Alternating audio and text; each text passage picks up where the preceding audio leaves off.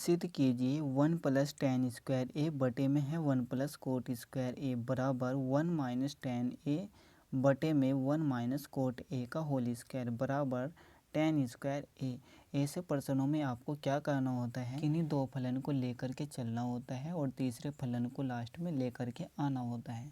जैसे एक बार इस फलन को लिया और हम ले आए टेन स्क्वायर ए को, और उसके बाद में इस फलन को लेकर के चले और लास्ट में ले आए टेन स्क्वायर ए को। अगर ऐसा नहीं होता तो फिर हो सकता है कि हम इसको लेकर के चले और बीच में कहीं ये भी आ जाए और लास्ट में ये भी आ जाए। अगर ऐसा हुआ तो अच्छी बात है, अगर ऐसा नहीं हुआ तो एक बार इसको लेकर के चलना है और लास्ट में इसको लाना है, और एक बार इसको लेकर के चलना है और लास्ट में इसको लेकर के आना है। तो सबसे पहले हम इस फलन को लेकर के चलेंगे और देखते हैं क्या आता है, ये आता है या फिर ये। तो यहाँ पर फलन क्या है, 1 प्लस टेन स्क्वायर ए बटे में दे रखा है 1 प्लस कोट स्क्वायर ए। जब भी आपको इस तरह से कोई भी त्रिकोणमितीय फलन दे रखे हो तो उनको सबसे पहले आपको क्या करना है, साइन और कोस के पदों में तोड़ना है।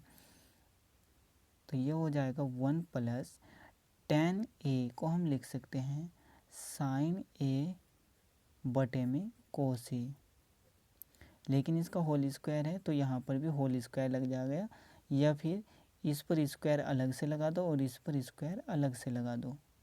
बटे में यहाँ पर भी हमें ऐसे ही करना है, 1 प्लस कोट ए को हम लिख सकते हैं कोस ए बटे में साइन ए, लेकिन इसका होल स्क्वायर भी है तो हम क्या करेंगे, यहाँ पर भी स्क्वायर लगा देंगे और यहाँ पर भी स्क्वायर लगा देंगे।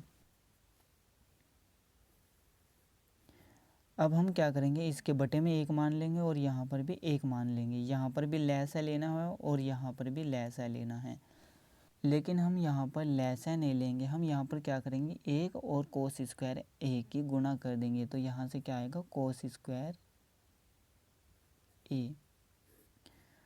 अब हमें तिरछी गुणा करनी है, एक और कोस स्क्वायर ए की गुणा करेंगे तो कोस स्क्वायर ए आ जाएगा, प्लस का चिन्ह लगा देंगे। अब इन दोनों की गुणा करेंगे तिरछी, एक की और साइन स्क्वायर ए की, तो हमारे पास साइन स्क्वायर ए ही आ जाएगा।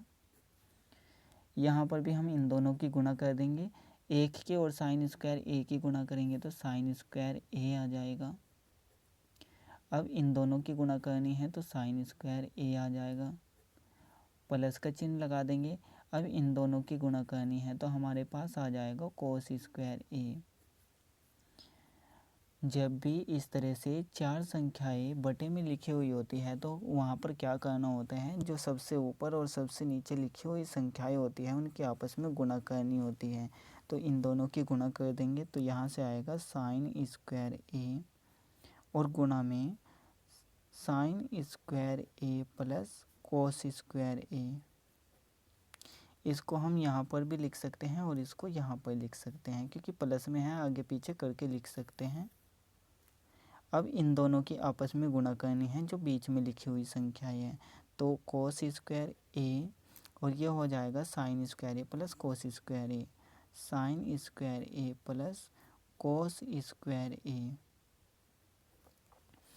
अब ये संख्या और ये संख्या दोनों गुणा में है और यहाँ पर भी दोनों गुणा में है, तो ये और ये सेम है तो ये कट जाएगा। तो यहाँ पर बचेगा साइन स्क्वायर ए और बटे में है कोस स्क्वायर ए। अब इसको हम लिख सकते हैं इसका पूरे का होल स्क्वायर करके, यानी कि साइन ए बटे में कोस ए, इसका होल स्क्वायर हो जाएगा। अब साइन ए बटे कोस ए होता है टेन ए, तो टेन ए का होल स्क्वायर यानी कि टेन स्क्वायर ए। अब हम इसको लेकर के चले थे तो हमारे पास क्या है, तीसरा फलन।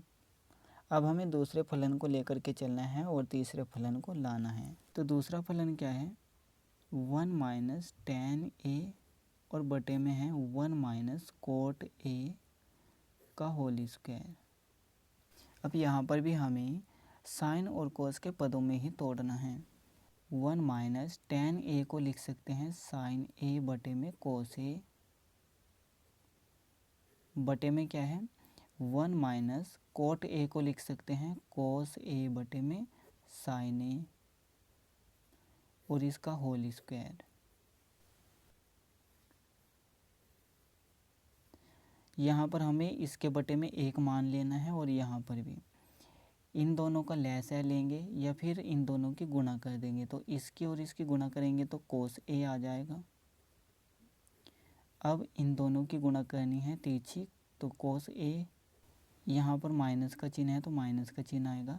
अब इन दोनों की गुणा करेंगे तो sin a आ जाएगा। इन दोनों की गुणा कर देंगे तो sin a आ जाएगा।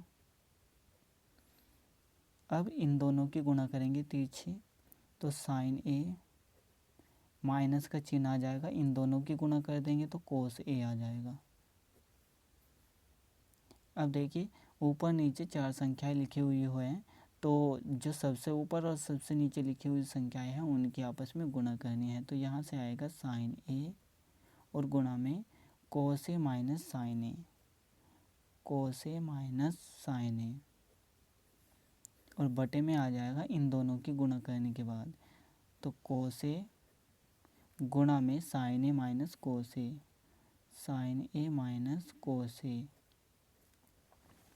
अब देखिए यहाँ पर cos a minus sin a लिखा हुआ है, लेकिन यहाँ पर sin a minus cos a लिखा हुआ है, यानी कि उल्टे लिखे हुए हैं। अब चाहो तो आप यहाँ से माइनस को कॉमन ले सकते हैं या फिर आप यहाँ से माइनस को कॉमन ले सकते हैं। ऐसा करने से क्या होगा कि ये दोनों एक जैसे हो जाएंगे और उसके बाद हम इन दोनों को काट सकते हैं। तो ऊपर से माइनस को कॉमन कर लेंगे तो यहाँ पर चिन्ह बदल जाएंगे जो अंदर लिखी हुई संख्याएं हैं उनके। तो यहाँ पर आएगा माइनस sin a, इनके चिन्ह बदल लेंगे, ये हो जाएगा sin a और ये हो जाएगा माइनस का cos a, बटे में जो कतु रहेगा cos a और गुणा में है sin a minus cos a। ये कट जाएगा, ये सेम लिखा हुआ है, लेकिन यहाँ पर आपको ये भी ध्यान रखना है कि ये होल स्क्वायर के अंदर है,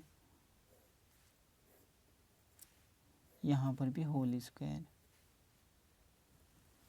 अब यहाँ से क्या बचा, माइनस sin a बटा cos a, minus sin a बटे में cos a और इस पूरे का होल स्क्वायर। sin a बटा cos a क्या होता है tan a, यानी कि माइनस tan a का होल स्क्वायर। अब आपको पता होगा कि अगर कोई भी संख्या माइनस के अंदर लिखी हुई होती है और उसकी घात एक सम संख्या होती है तो वो संख्या प्लस में आती है। तो यहाँ पर प्लस tan स्क्वायर a हो जाएगा, यानी ये दोनों सेम आ गए हमारे पास।